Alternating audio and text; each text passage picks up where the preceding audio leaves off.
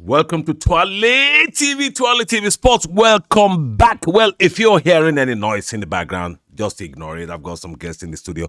Anyway, the Euros has finally, taken off and it's gaining momentum and it's forming shape and all that.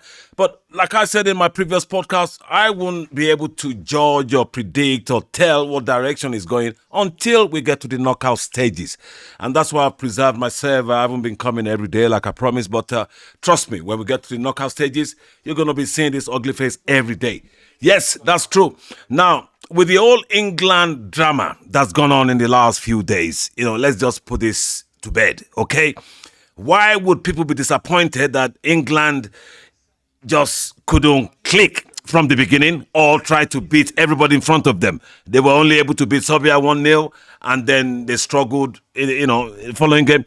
Excuse me, England have never started any competition in a solid form, okay? In the last 10 competitions, they've only won 2 of their opening games. In the last 10 competitions, in the last 10 tournaments rather, they've only won 2 of their opening games. So if you look at that statistics, you would have no reason to start worrying yourself over the, abysmal performance of their first 2 games.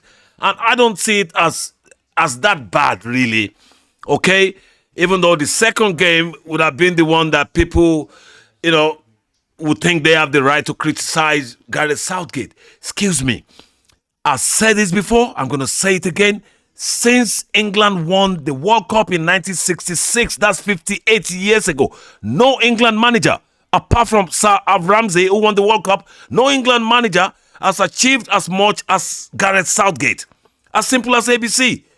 World Cup semi-final, World Cup quarter-final, Euro finals. There's no England manager who's achieved that. End of story. So if football is about results, trust me, is the next best thing since the World Cup. So what do we do going forward? And I think, before I go forward, I think the main problem with we England fans, because I'm included, is that we get carried away with the hype before tournaments. We always talk about our superstar players. Why? Because they're superstars because they play in the English Premier League or because they are known worldwide because of our league as the best league in the world. But when it comes to tournaments, it's a completely different ball game. That's why I will not overly criticize Gareth Southgate. Competition, I'll tell you what tournament is all about if you don't know. Because I would never get carried away with the hype. We hype England so much that any little setback, we get so disappointed and we started pointing accusing fingers. We started blaming. No, it's our culture to overhype our players, to overhype the team. And that's what I was warning people about. When people were screaming, oh, England is the favorite, we're one of the favorite. Stop that. I was saying that until the group stages are finished, before we can tell where the direction of the tournament is going. And I'm not surprised what happened with England. When they beat Serbia 1-0, they were being criticized. People were screaming they should have played better. They were being too defensive. Where have you been in the last 12 years? Gareth Southgate is always defensive. That's why I tell you what Gareth Southgate does best for me, okay? In a tournament, you're only in a tournament to win 7 games and then win the trophy. You win 6 or 7 and then you win the trophy. How can you play 6-7 games within 3 weeks and expect to be the best countries in Europe? So the best way to approach, in my view, is to do a Mourinho style. Make sure you don't lose. And that's what Gareth Southgate does all the time. His first priority is to make sure he doesn't lose a game, especially in the group stages. So let's hope England qualifies, which we all believe we will. Once we qualify, it's about taking your chances again. And he's very good at doing that. We might be expecting, entertaining, expansive style of game. But excuse me, it's a tournament. It's the end result that matters. Let's bear all the, whatever we feel we're not happy with. Let's take it on the chin and see what happens. Okay, it's the group stages. Last game coming on Tuesday. I expect England to be in the knockout stages. Once we get to the knockout stages, that's when we can start, we all can come. Because All football fans have now become football managers. I hear people talking about, oh, you should have made the changes earlier. You should have done this. Excuse me, that's not your job. Let's give him chance until he finishes. And when you start criticizing him now, it doesn't make sense because we know who he is. Okay, he's a pragmatic manager. Maybe not as pragmatic as Mourinho. Maybe we have reason to blame him that when he needs to be on the front foot and step and attack. Because to be honest, I felt a bit cheesed off watching England. I felt a bit cheesed off because there are times I see Foden collecting the ball in front of the opponent's box, final third, and he will turn back to pass the ball to somebody else. He doesn't do that with City. I heard Alan Shearer screaming his head off. When was the last time you see these players do this? When was the last time you see them do this for their clubs? Excuse me, Mr. Alan Shearer, this is not club football. This is not a 3-point game. This is about qualifying and winning the trophy. Okay? You want to win 7 games in 3 weeks. There are certain rules you apply. And that's why Gareth Southgate doesn't deserve all the criticism. Trust me. We have to give him chance. Let's wait and see what happens. Okay? And in terms of, the players not giving us what we expect of them or what we're used to seeing them doing for their clubs. Club football is different to tournament football. Okay? You don't expect Foden to be flying down the wings or busting into the box like it does for City. No.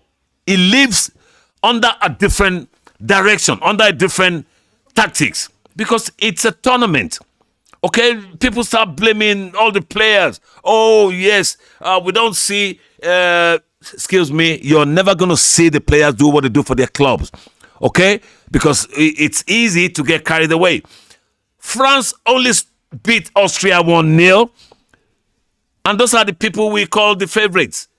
If they are the favorites, they should be knocking everybody out with 4 goals, 5 goals. So it's a tournament. Everybody in here has beaten people to qualify. And once they are here for a purpose. I told them a couple of weeks ago, I said, everybody is a favorite until the group stages are over. We know what's going on. We know we're going into the knockout stages. And when we get to the knockout stages, that's when the game starts. Trust me.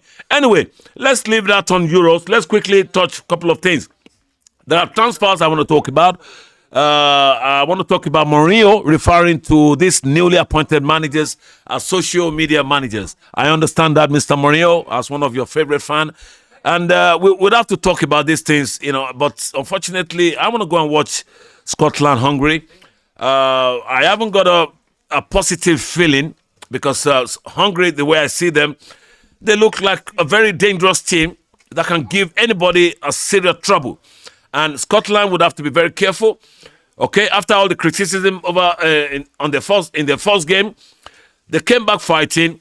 Second game, they drew. Okay, well, England drew. We're criticizing. Let's see what England does on Tuesday.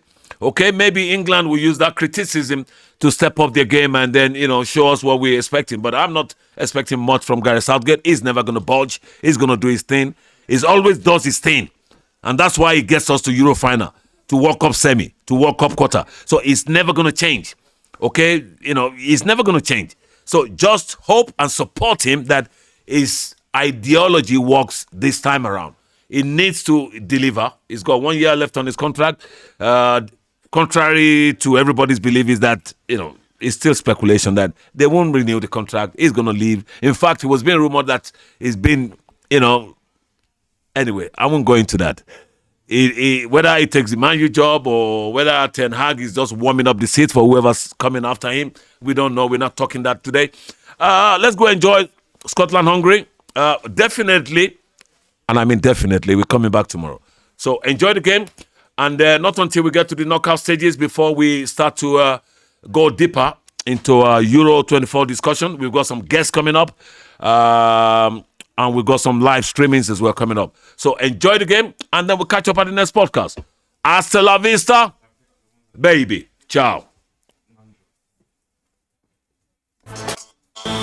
It's TWALE.